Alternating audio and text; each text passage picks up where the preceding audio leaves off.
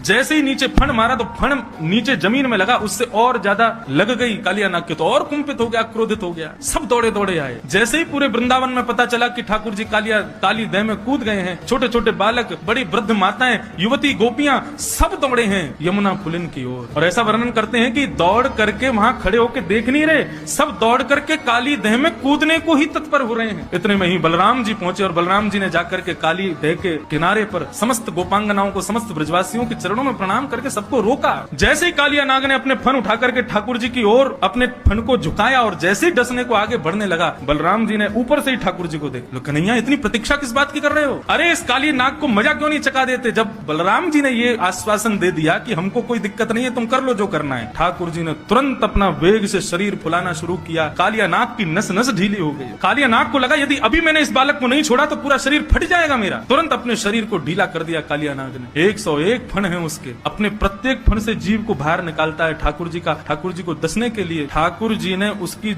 जितनी जीव बाहर आ रही थी समस्त जिह्वाओं को एक साथ पकड़ा और पकड़ करके जिस प्रकार रथ हाँकता है कोई घोड़ों के पीछे खड़ा होकर, ठाकुर जी ऐसे ही समस्त जीवों को पकड़ करके कालिया नाग के मस्तिष्क पर चढ़े, खींच लिया जोर से। जैसे ही ठाकुर जी ने जीव को खींचा, कालिया नाग